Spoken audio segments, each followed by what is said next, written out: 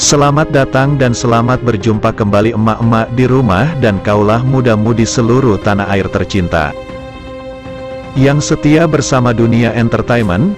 Kali ini akan memberikan kabar terbaru, teraktual dan terpercaya seputar terpaksa menikahi tuan muda. Yuk, kita simak dan tonton sampai selesai. Namun sebelum kalian bergabung dengan channel ini, marilah bergabung bersama-sama dengan cara subscribe, like, komen dan share sebanyak-banyaknya serta aktifkan lonceng notifikasinya, agar kalian senantiasa mendapatkan kabar menarik penuh sensasi. Dunia Entertainment hadir untuk menghibur penggemar setia emak-emak yang baik hati. Dunia Entertainment akan menyajikan dan mengulas seputar terpaksa menikahi tuan muda yang sudah terhipnotis dengan keromantisan, keseruan serta ketegangan. Tentu ada konflik baru yang bikin emak-emak baper. Muda dalam sinetron terpaksa menikahi tuan muda, Chris Lauren kritik keras alur cerita terpaksa menikahi tuan muda. Memasuki episode ke-300, rating terpaksa menikahi tuan muda memang menunjukkan hasil yang kurang memuaskan. Dalam beberapa minggu terakhir, terpaksa menikahi tuan muda bahkan hilang dari posisi rating TV dan sinetron terbaik 20. Padahal di awal penayangannya, terpaksa menikahi tuan muda selalu menduduki 10 posisi rating terbaik. Tak heran jika Chris Lauren melayangkan kritik keras terhadap alur cerita terpaksa menikahi tuan muda yang dianggap semakin tidak menarik. Kritik keras tersebut Chris Lauren sampaikan dalam akun Instagram resminya @chrislauren sebagai berikut ini. Mungkin dia lelah. Yah, mulai semakin luculah jalan cerita. Judul ini, karakter per karakter mulai hancur satu persatu. Saya sebagai pemain hanya menjalankan naskah dan arahan dokter sutradara. Tapi kalau ada yang gak pas, cocok pemain LG yang disalahkan. Ia masih bertahan demi teman dan keluarga mereka di rumah yang harus dinafkahi. Makasih sekian. Dalam akun @sobatfit, banyak warganet yang menanggapi kritik keras dari Chris Lauren tersebut. Beberapa warganet menyatakan bahwa kritik dari pemain sinetron Indonesia wajar karena memang alur cerita sinetron Indonesia yang seperti itu. Makin nambah ya artis yang speak up soal alur. Harusnya para pionir industri sinetron coba gitu dorong tren sinetron weekly kayak era 90-an. Tulis akun @aux. Namun ada juga yang mendukung penulis cerita.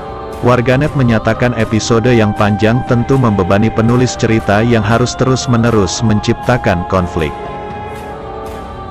Emang gak mudah mungkin jadi penulis sinet sekarang.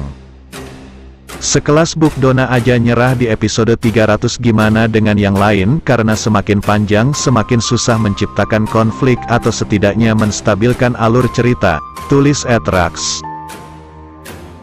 Siapa yang tak kenal dengan pasangan dunia sinetron Chris Lauren dan Alicia Rininta ya? Keduanya begitu mesra dan kompak saat memerankan tokoh Abimana dan Kinanti di TMTM.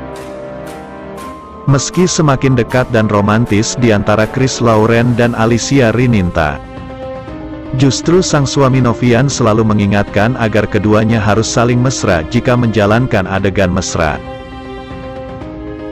Apakah itu tanda Novian cemburu ya? Bagaimana tidak, keduanya berperan sebagai sepasang suami istri yang selalu harmonis dan romantis di sinetron TMTM. Bahkan Alicia Rininta tetap terlihat profesional meski diketahui telah memiliki suami dan 2 orang anak.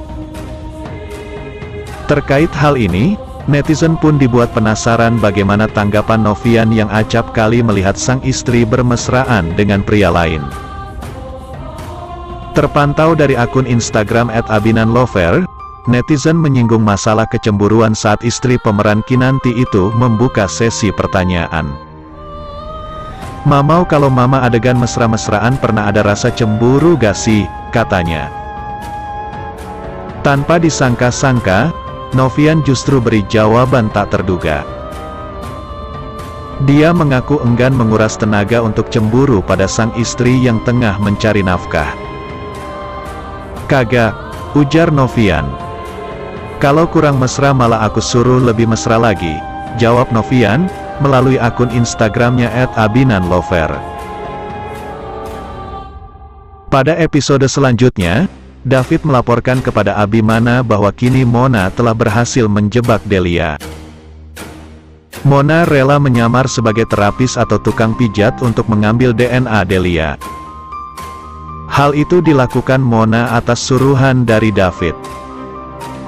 Jika Mona sudah bisa mengambil DNA Delia, maka ia bisa membuktikan bahwa Anita dan Delia adalah orang yang berbeda. Sehingga ia dengan mudah nanti bisa melaporkan Delia ke polisi agar segera mendapatkan hukuman.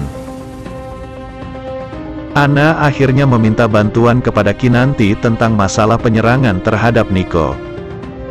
Kinanti bilang kepada Ana untuk melaporkan hal tersebut kepada polisi. Ia pun segera memberikan bukti itu kepada polisi. Tidak berselang lama, polisi segera mempertemukan Ana dengan penjahat yang mencoba mencelakai Niko. Ternyata orang tersebut adalah orang suruhan dari Reno. Disinilah Ana mulai mengetahui semua Reno. Setelah kemarin Kinan dapat rangkaian bunga, kini ganti Abimana yang dapat kiriman.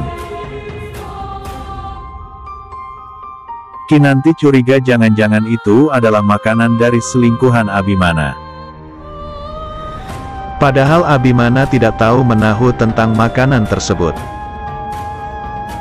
Di scan lain, Mona merasa tersiingi oleh kehadiran Alex di dalam hati David.